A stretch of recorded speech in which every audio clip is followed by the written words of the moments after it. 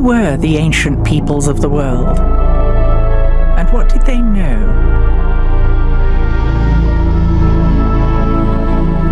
Egyptology tells us that the pyramids were built around 2500 BC. Is there evidence that the pyramids could be much, much older? Has traditional science been able to explain why the pyramids were built? Or is it a puzzle yet to be decoded?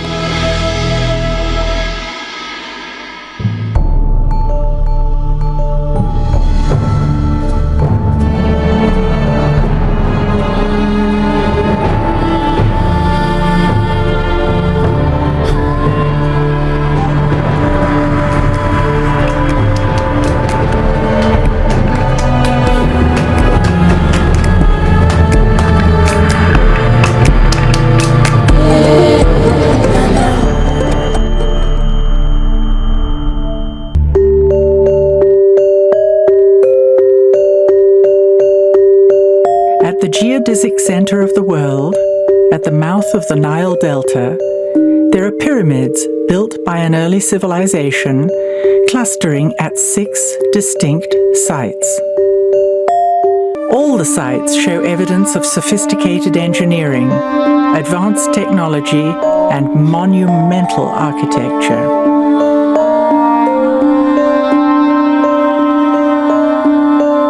Could the ancients have had an understanding of a superior science? Is it conceivable that there's a correlation between the sky and the ground?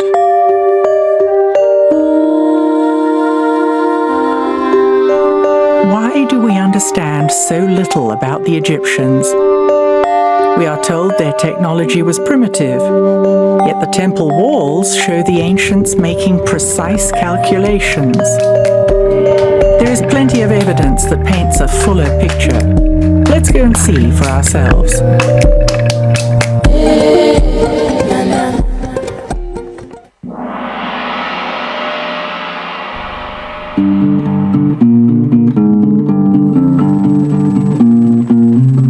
It's hard not to be amazed by the pyramids of the Giza Plateau. The Great Pyramid covers 13 acres. It was constructed of 2.3 million stones weighing up to 200 tons each. They must have had a level of engineering science that it was unbelievable compared to what we have now. Indeed, they managed to have an order of which they based on this so-called cosmic order, which lasted for 3,000 years. No other civilization has done this. Why is ancient Egypt still so mysterious to us? Are we looking in the wrong place? Or are we looking in the wrong way? We look at everything through our sociocultural context, and so it's very difficult for us to look through that and see another possibility for how life could have been. And we also have to be willing to depart from our own traditional ways of looking at things. That's what's really stopping us from understanding the ancients.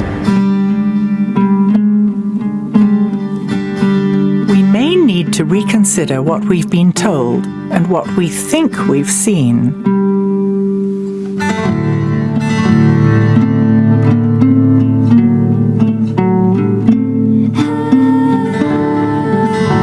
For example, instead of thinking that the Egyptians put the causeway at an angle because the Sphinx was in the way, we could consider another reason. At summer solstice, the sun rises along the causeway in front of the Great Pyramid and moves across the sky, setting between the Second and the Great Pyramid, making it hotter in summer. In the winter, the sun rises in line with the Grand Causeway by the Second Pyramid and sets between the Second and Third Pyramids, making a short trajectory, resulting in cooler weather. It appears that the causeways are deliberately pointing towards the rising sun on the summer and winter solstices. Orthodox Egyptologists insist that the pyramids were tombs. of all of the wild theories floating around the pyramids, the actual wildest is the one that's accepted without question by all Egyptologists, which is that the pyramids served as tombs. All of those concepts about it being a tomb are nonsense. Of all of the theories for which there's zero evidence, that one has 0 squared evidence. In fact, I don't even think there's good evidence that it ever was a tomb for any pharaoh whatsoever. I mean, it's obvious. We don't find mummies in the pyramids.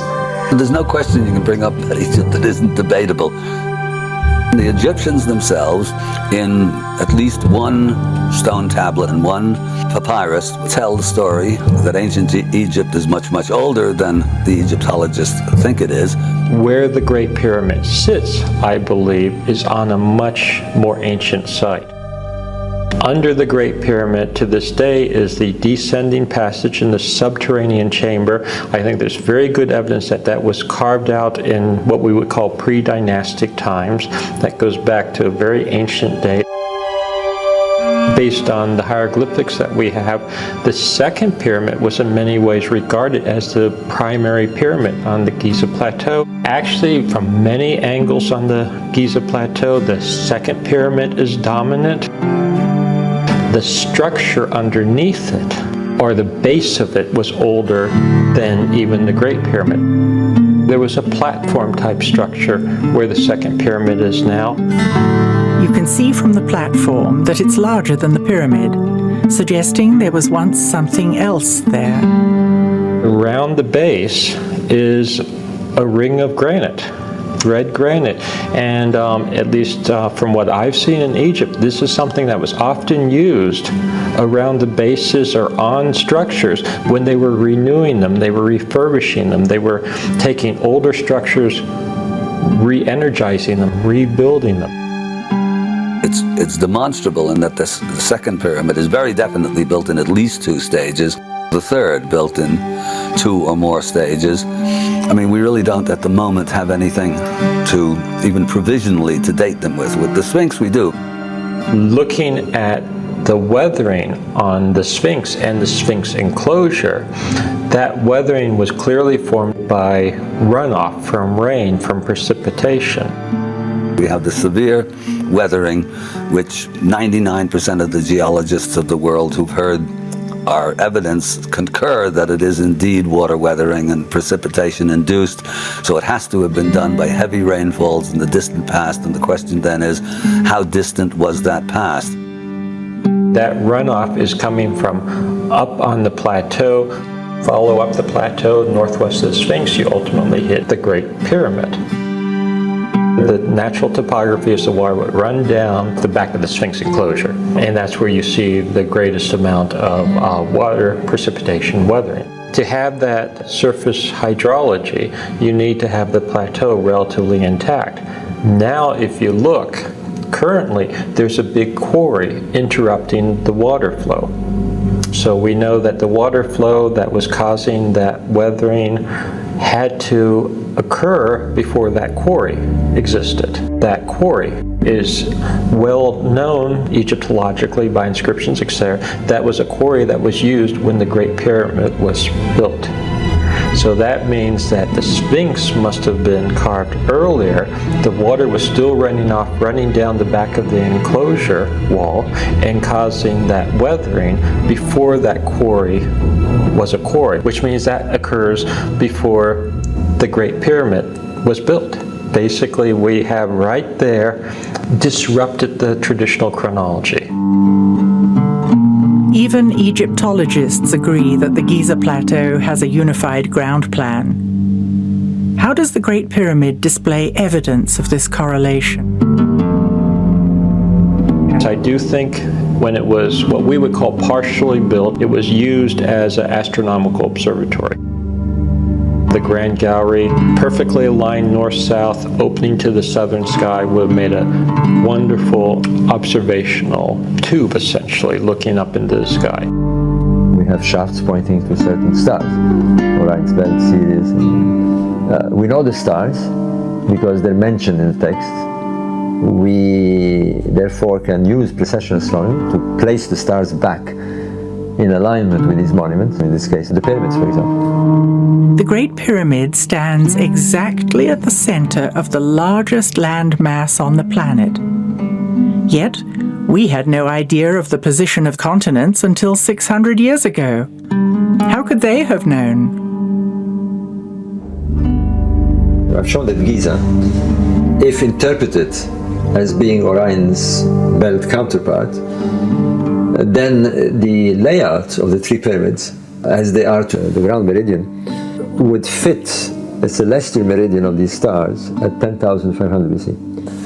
They reach the very lowest point in their up and down move. Looking east, you had the Sphinx looking at the constellation of Leo. So you have two major monuments on the same site, looking at constellations that are representative of these features on the ground in the sky. We have evidence that they did it, and the alignments were there. Now, could the pyramid builders have been aware of these alignments? Or why not?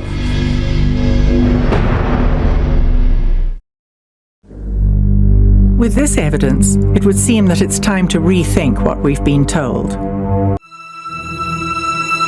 Is there anyone who knows more about this area?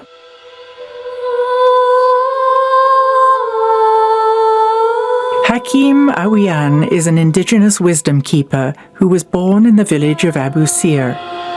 He trained in Europe as an archaeologist.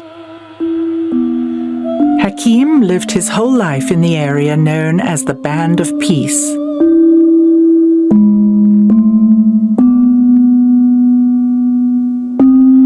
The Giza Plateau was his front yard. 1936-37, the Sphinx then was covered with sand up to the neck, and there was my playing yard.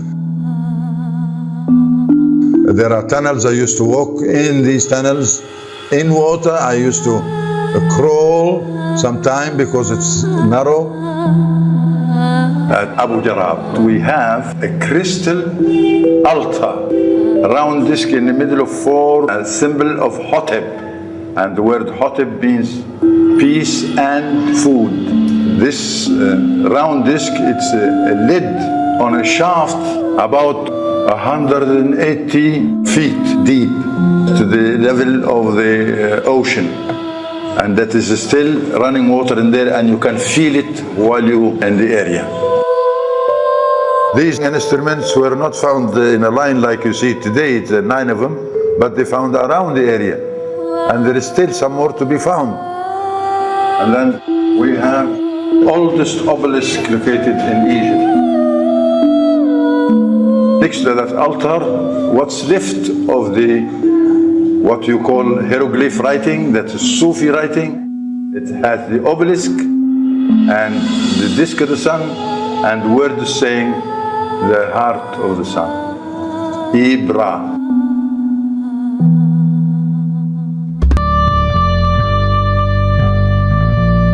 The rituals of ancient Egyptians were dictated by the stars. For example, the ancients tracked the movement of the most prominent star in the night sky, Sirius. Through watching night after night, season after season, they realized that this star would drop below the horizon and remain out of sight for 70 days each year. Its return was awaited with anticipation because it coincided with the flooding of the Nile. Now, what happens during those 70 days? Well, if you observe the sky, you will notice that the sun reaches a certain point in its apparent cycle along the zodiac. It's somewhere above Orion at the beginning of the 70 days. And it drifts approximately a degree every day towards the constellation of Leo. So the 70 days are bracketed by Leo and a point somewhere above Orion. That point is where the Pleiades are. In the sky it's very clear. I mean, we know what happens during 70 days. Now, assuming on the ground that the three stars are represented by the three pyramids of Giza, and that the temple of Heliopolis represents the constellation of Leo, then you have another feature. You have the Nile that separates them both. Similarly in the sky, the sun at the beginning of these 70 days is about to cross the Milky Way and head towards Leo. So if you take the 3 stars of Orion's belt as being the 3 pyramids, then you have a scale. You know their distance, and therefore you know the stellar scale that you're talking about. And if you use that scale, you work on the same scale, then the position of Abu Sir fits the Pleiades. And surprisingly, there are 6 pyramids there, and there are 6 or 7 stars there, and they seem to be in a cluster. And indeed, the sun's path is just below the Pleiades. It's not through them, just below them. And odd enough, we find the sun temples just below the Abu Sir pyramids. So we've got sun temple to sun temple. I now call it sun stations. It looks like these were the stations that on the ground the Solar King performed these 70 days rituals. A bit like the stations of the cross. So you can see them in a much more archaic and grandiose way. The king went along to these stations, if you like, to perform his rituals, his passion.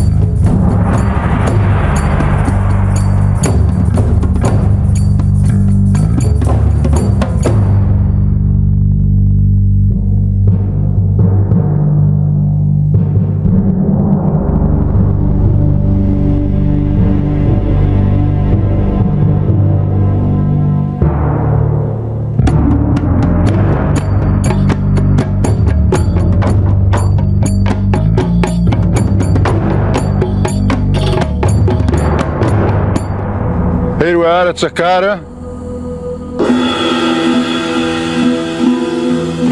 This is the famous step pyramid of Djoser. Djoser is a title to the king of the 3rd dynasty, 2900 BC, roughly, said the books. The step pyramid is located in a big courtyard, much older than the pyramid itself. And you can compare yourself with the same eye. You look at the pyramid and you look at the wall, you can see the difference. These chunks of stone in front of Hakim are quartz crystal characteristic of the area. If we go back to the ceiling here, then it reflects the crystal tile on the ground. This is what's left of it. This has been quarried by the natives in the area in the 17th century.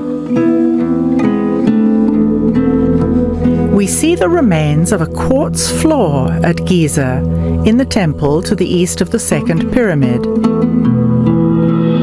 Now I'm pointing the Jed pillar, which is symbolizing one of the ancient gods, Osiris. And Jed is a word we still use to address the older people, like grandmother and grandfather, Jed.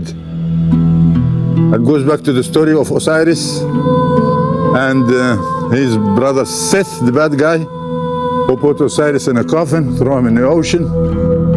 The ocean took him place Phoenicia, Lebanon today, and there is the cedar tree grows, and the roots of the cedar tree captured this coffin till it has been found by his beloved sister Isis. She cried, her tears touch his body, and they live together again for a short while, short enough to make a baby with the name of Horus. The story of Isis, Osiris, and Horus is fundamental to Egyptian cosmology. Isis is connected to the star Sirius, and Osiris is connected to the constellation of Orion. Horus is their prodigal son. This is the view of Abusir to the north of Saqqara, and here is the view of Dashur to the south.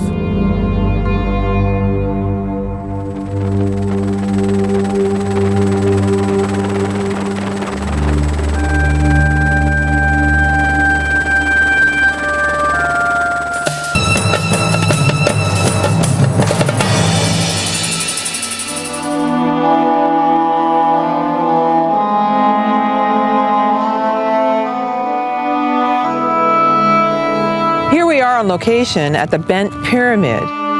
What you'll notice here is that the construction has two angles. Traditional Egyptologists will tell you that the Egyptians were practicing building pyramids, and they started building at one angle, then changed their minds partway through. This is the kind of thinking that paints the ancient Egyptians as infantile and misguided. But is there another way of looking at it? We call these constructions at that area in Dashur related to king called Sneferu. At Dashur, there are 3 pyramids with 3 burial chambers in each, 9 in total. Traditional Egyptology tells us that the entire site was built by Sneferu. If the established story that the pyramids are tombs is correct, why would Sneferu have needed so many? Sneferu would have had 9 different possibilities and options for where he would have been buried, which again is illogical.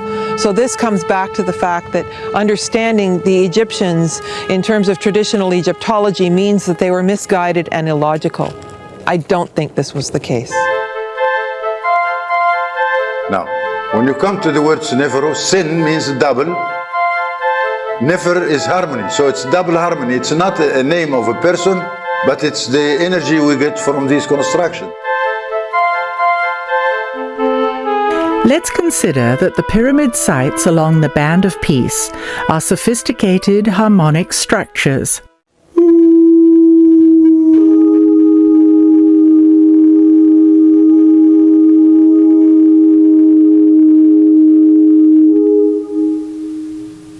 It seems that the chambers in the pyramids were harmonically tuned to different frequencies or musical tones.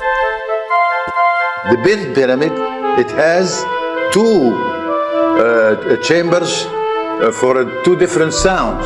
Each chamber in each pyramid, then, could be exemplifying sound technology with distinct tones, creating huge fields of harmonic resonance.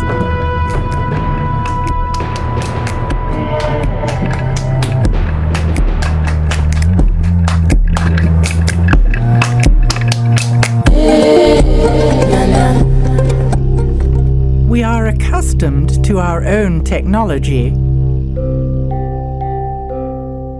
and find it difficult to recognize that the ancients may have had sophisticated technology of their own.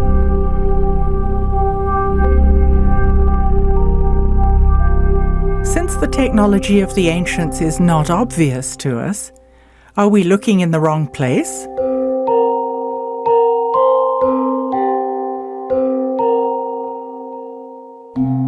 Could it be they had power systems, but they were entirely different from ours today?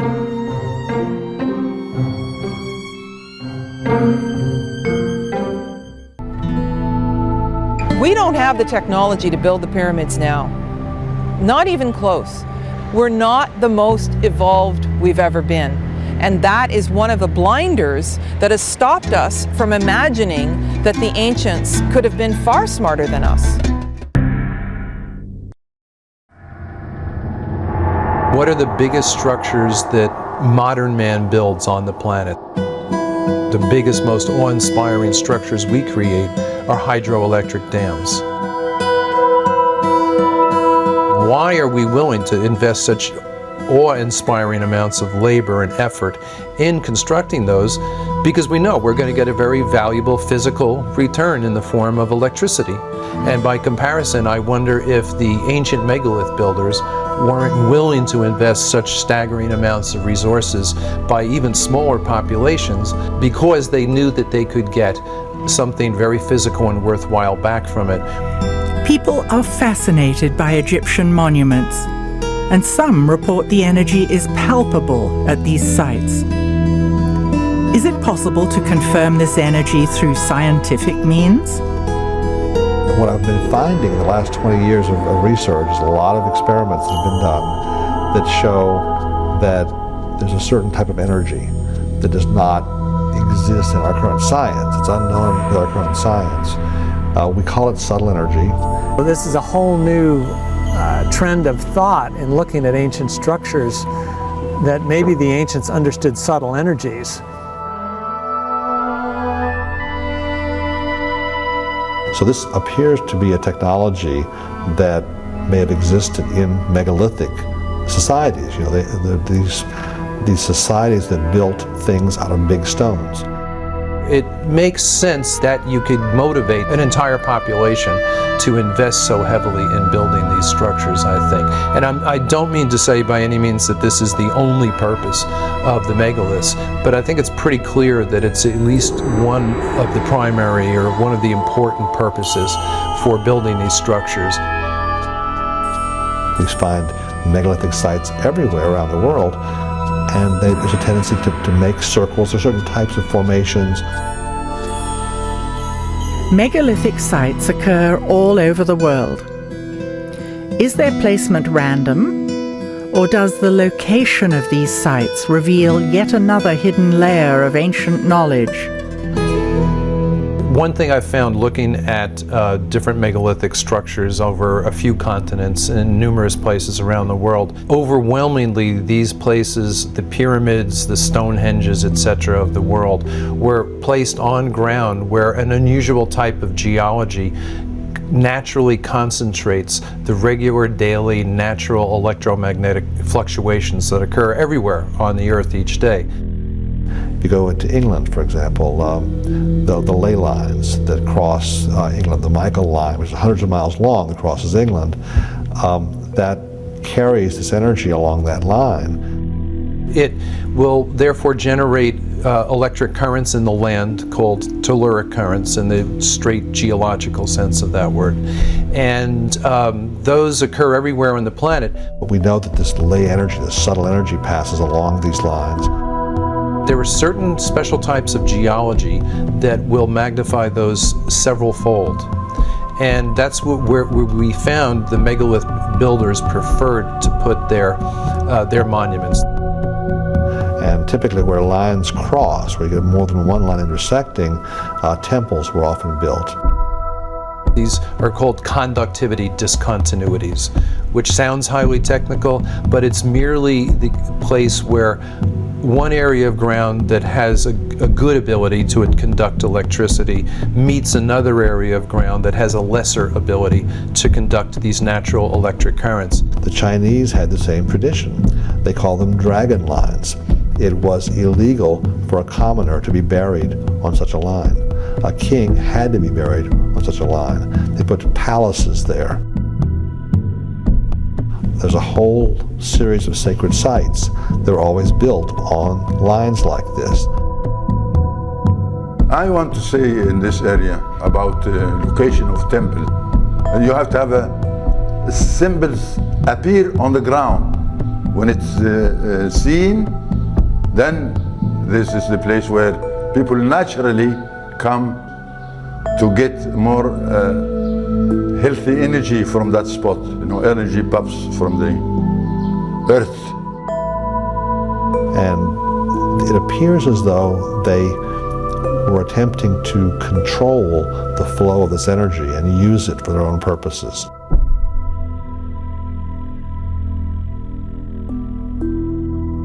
The key hours, unfortunately, are the pre-dawn hours. If you really want to study this, you've got to get up at 3 and get out there very fast. That's because the energy that is involved in these sites that's really fueling most of it originates with the daily changes in the Earth's geomagnetic field. It's strongest during the day, weakest at night. And in the hours leading up to dawn, the weaker field lines now come roaring back to closer to full strength very quick. It's the most dramatic time in terms of change of magnetic strength per hour. It's the most dramatic time of the day. And wherever you have a changing magnetic field occurring, you are generating electric current in anything present that will conduct electricity. It's a simple principle of physics known as induction, and it's a universal. Normally, in everyday life, we don't ever see large concentrations of this energy. Normally, it'll show up at, let's say, at mountaintops, at sacred sites. You'll feel a certain calm, a certain peace.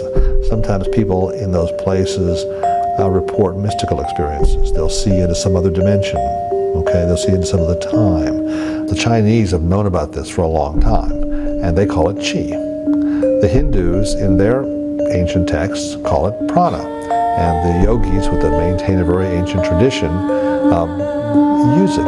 It affects a variety of different processes. Electricity and magnetism has a strong effect on that, so it modifies all the other laws of physics.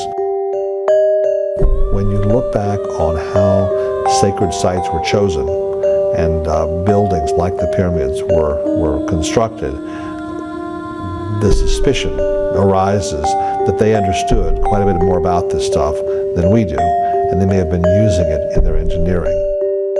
Then the megalith builders designed these structures and then built them in such a way as to further concentrate those energies.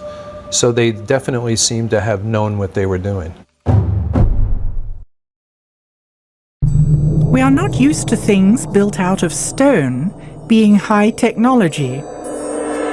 It is clear that several different kinds of stone from a variety of sources were used to construct Egyptian monuments.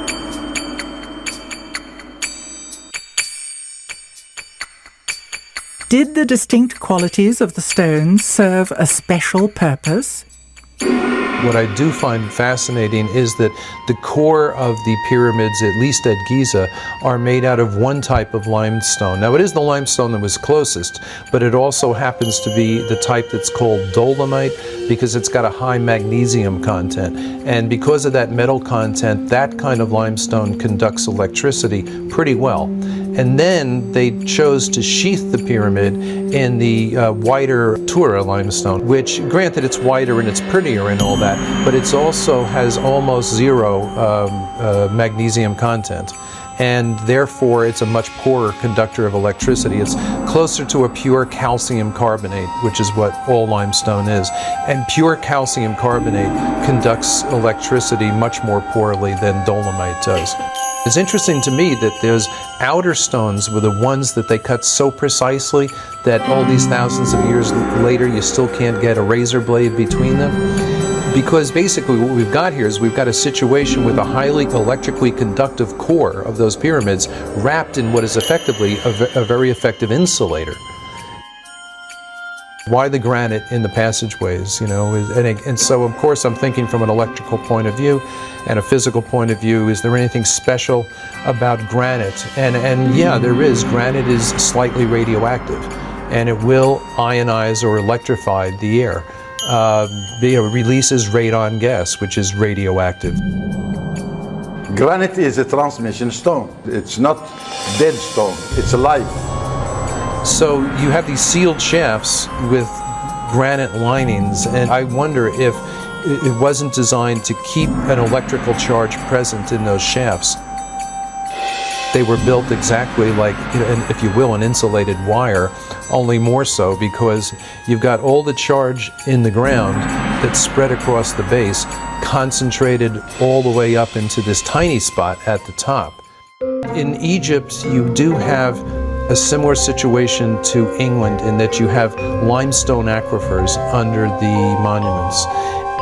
An aquifer is an underground layer of porous, water-bearing rock.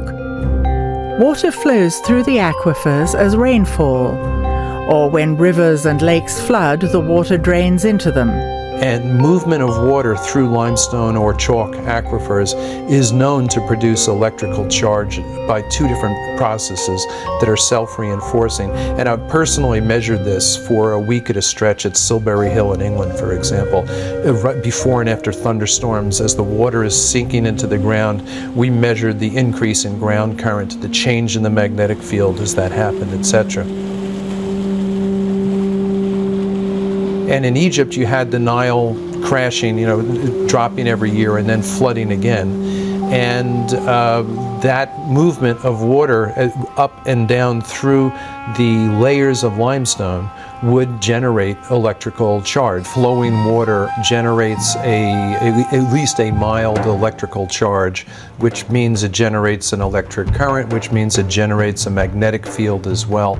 So if you were looking to give an electrical charge, a little boost to, say, a mound or something like that, it makes a lot of sense to have it at a minimum running water. Falling water generates enough electric charge that one of the common school physics experiments is you can, in your own sink at home, if you could divide the stream of water coming out of your faucet into two separate streams, you can take a little LED indicator light and put it between the streams, and it'll generate enough electricity that maybe every 20 seconds or so the light bulb will come on.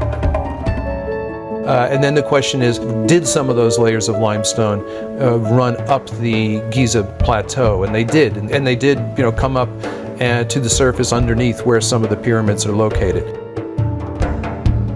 The idea would be that it would be the rising and falling of the Nile that would produce this electric ground current by moving through the different layers of the limestone aquifer. And when there was a dip, say, in that supply, maybe that's when the ionized air in the granite shafts and galleries could help keep the process going, if you will. I tend to wonder if the electrified shafts might not have been able to act in a similar fashion to your car battery when you come to a stoplight. Normally, your battery is not being used when you're driving your car. The alternator provides all the juice. But when you stop and that alternator is turning very weakly, that's when you want the battery there to keep everything going so your engine doesn't cut out.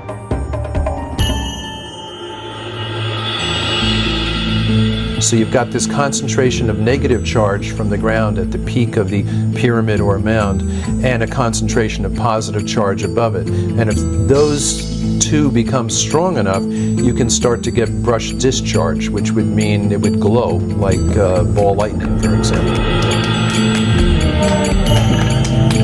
It's a theory.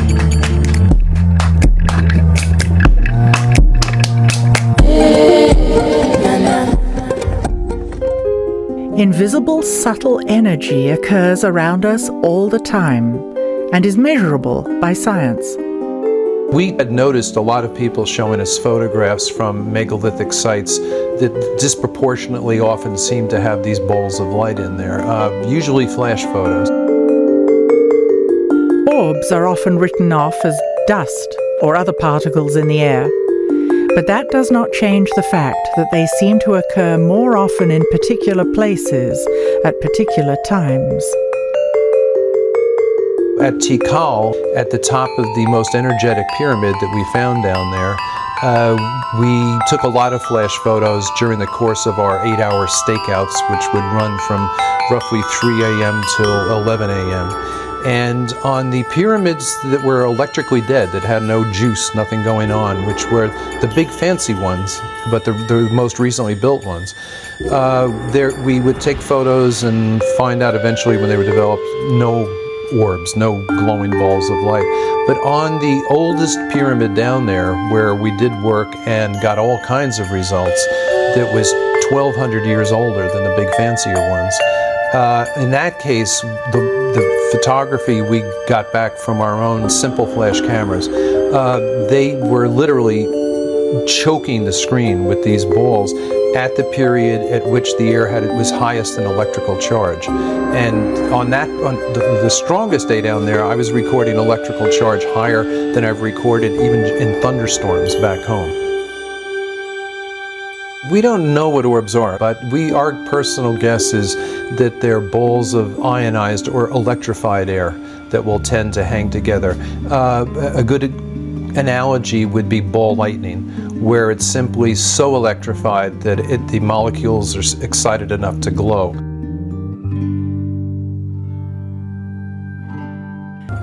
There are pieces of stone lying around that show concave shapes that actually have the machine tooling marks on it. The evidence of the high technology is right in front of us. Look again at these quartz objects. Aside from their unique and amazing shapes, could they have had another purpose? Today, quartz crystal is used as the basis of all kinds of modern technology. It is most commonly used in crystal oscillators. Technology uses oscillating frequencies from tiny quartz crystals that vibrate at certain speeds, with a signature vibration for each device.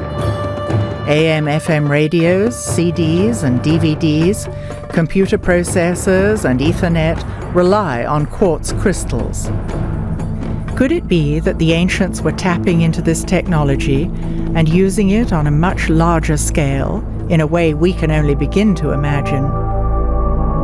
Of course, we can't say for certain, but based on what we've seen, we can theorize. Energy can be created and manipulated in many ways. It is the lifeblood of a civilization, and therefore an important resource. In Egypt, there are 67 constructions all along the Nile like sails.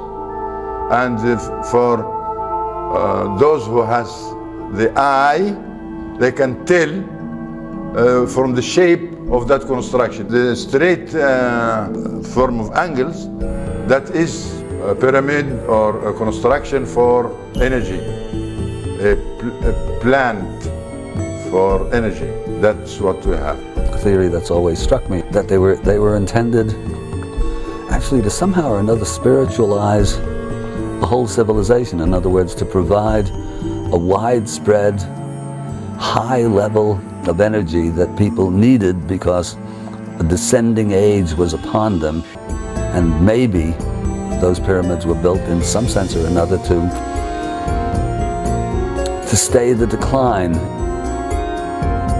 Let's call them in some sense or another spiritual granaries designed to somehow store an emotional or spiritual or psychological or some sort of energy that was needed to keep people from becoming the total barbarians that they subsequently became.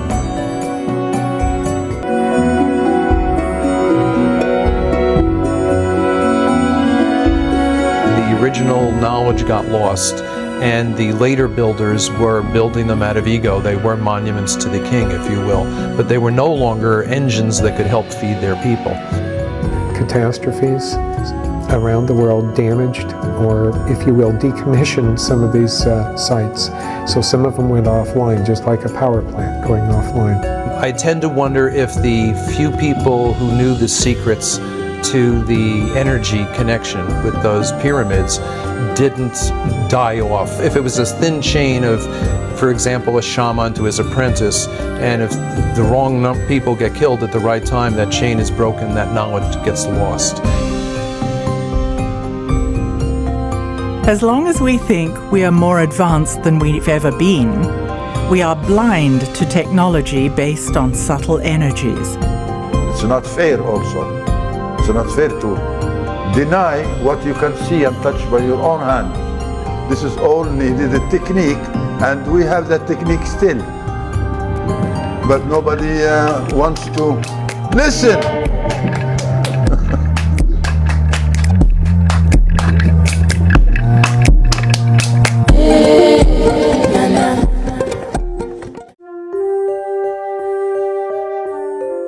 We have been taught to think of Egypt as a civilization whose golden age occurred 2,000 or 3,000 years before Christ.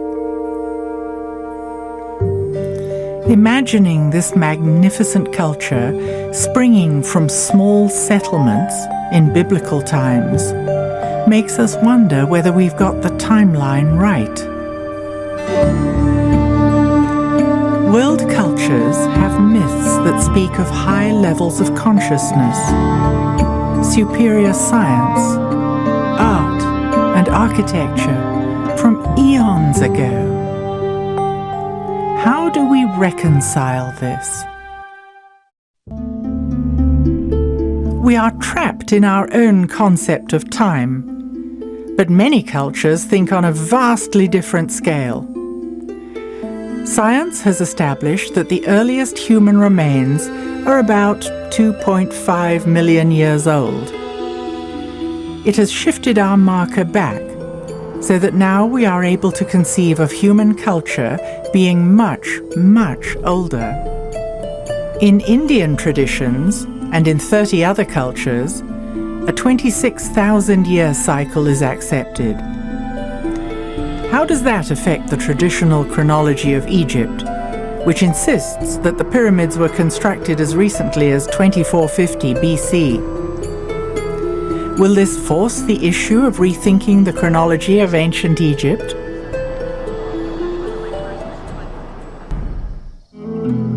How can we tie the concept of the Yuga or Vedic cycles into something more concrete that we can recognize in our own history?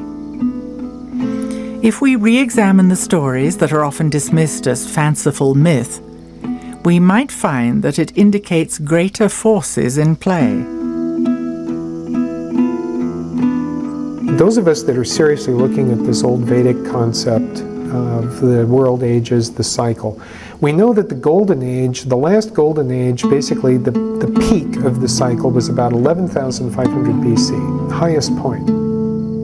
We also know that Plato mentions a series of catastrophes which have come down to us as the Atlantis legend, in which he claims that on our calendar system it would have been around 9,500 BC. Some tremendous upheaval apparently occurred, a lot of destruction.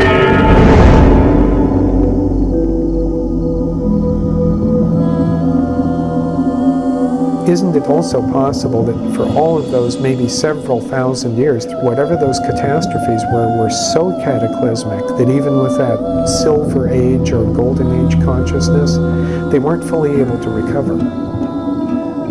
The end of the golden age and the decline into the falling silver age, or what we would refer to as mental age, marked the time at which we were falling out of a state on this planet where the average person had the potential or capability to be in a state, a very high state of awareness.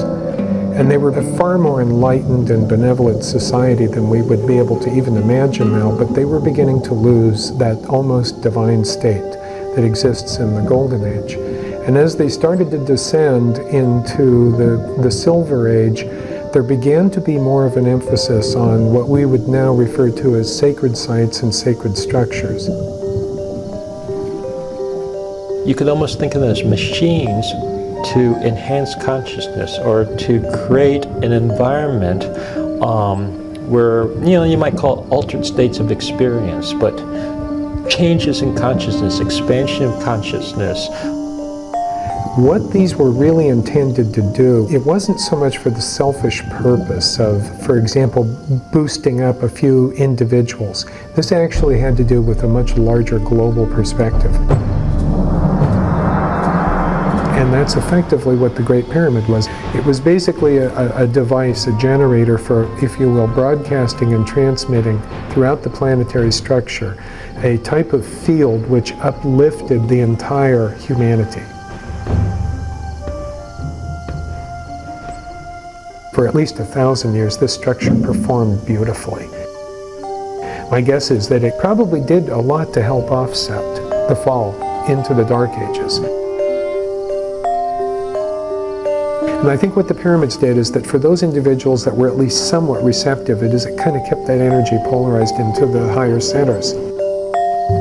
This is very real, and I think this is very important. It's like great art or great spiritual insight, expansion of consciousness. In a way, there's nothing more important than that. It couldn't do it forever because eventually Mother Nature is going to win out, and this cycle is part of nature. It's as much a part of the natural world as day and night are. We have the ability to grasp those electromagnetic forces and the more fundamental forces that underlie those to basically prop up humanity for a while using the system. Now the pyramids only have a very direct effect if you're close to them, which is the way it is in this age. You know, if we go stand in the pyramid, we might feel an effect like that. But I suspect thousands of years ago, you didn't have to be near it. I think it was probably a global effect.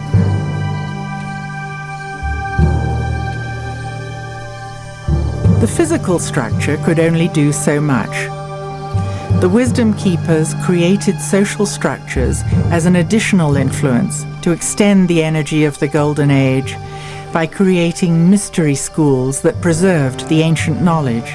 The whole idea of the schools of mystery and the ancient knowledge and preserving those traditions that had come down from those fabulous ages, that was lost. And then eventually it was ridiculed, and then finally it had to go underground because people would either actively burn those texts or, you know, persecute the people who had that belief system. And I think at that point we were in the Dark Ages.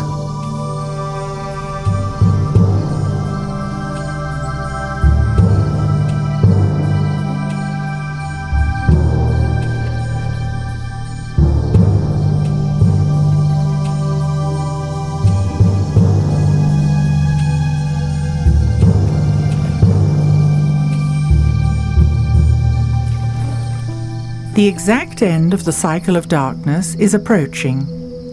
Each winter solstice before 2012, our sun comes into close alignment with the galactic center.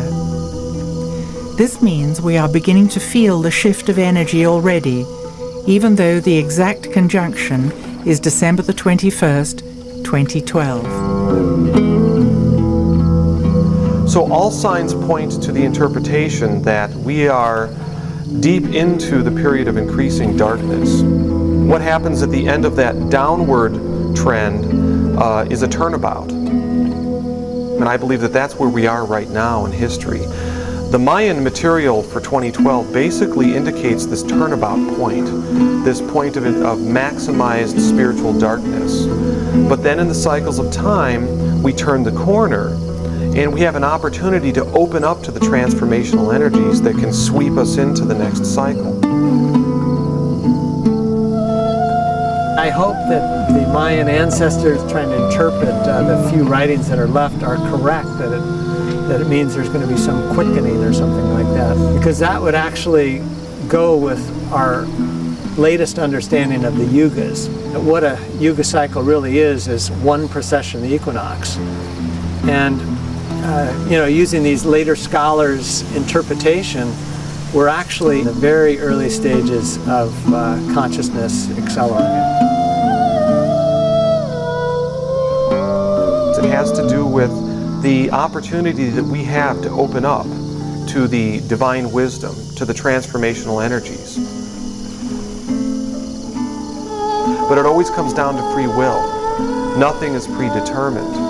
It always comes down to a choice that we all have to close down in fear, succumb to fear, close down, become more limited in our consciousness, or open up to the blessing of the connection to the higher wisdom that is symbolized in the Maya tradition by the galactic center, the womb of the Great Mother, that which can transform and renew.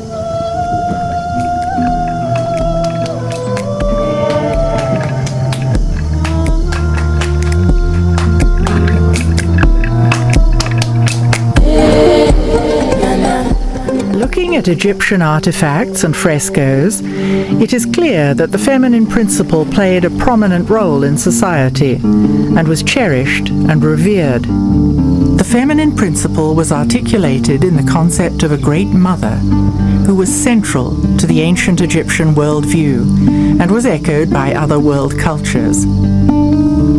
The Milky Way in the sky is mythologized in various ways, in various traditions, in various cultures around the world. And it's often thought of, almost universally thought of, as a great mother principle, the great cosmic mother in the sky. In ancient Egypt, biology met cosmology, and both were considered sacred. When you look at cosmology in terms of biology, it's describing events that happen inside of a womb. And the womb happens to be the womb of the mother goddess. In both Mayan and ancient Egyptian cosmology, the center of the Milky Way galaxy is where stars are born. Metaphorically, it is the womb of the great cosmic mother, represented as Isis, giving birth. We keep looking at how the ancient Egyptians thought, and everything fed biology and procreation. How we got here, how we came into existence, biology, and then how we left, and how our soul continues to live. And we can see that there aren't really that many symbols that aren't pertaining to balance of the body, mind, and emotions, and to balance between the two hemispheres of the brain. Once we can embrace that, then it's easier to understand the Egyptians. That switch from matriarchy to patriarchy, I think it's the cause of what's on the world now of conflicts and disagreement and showing off power. Yeah. Already, the beginning of the first dynasty of ancient Egypt, Egypt was moving from being matriarchal to coming into more patriarchal ways of being and thinking. There were a few periods where the ancient knowledge was remembered, but it's important to remember that there was a lot of ancient Egypt prior to the dynasties and in the early periods that did not represent those values. So the parts of Egypt that I find the most interesting come from the memory of times that came further back. I said many times that healthy people, they got the power, which is unhealthy people haven't got it. And I want you and all my friends and all my beloved to know that you have it. And when you know that, you will work on it to come bring it stronger. As I said before, the senses, just like muscles, if you don't use, it shrink and go.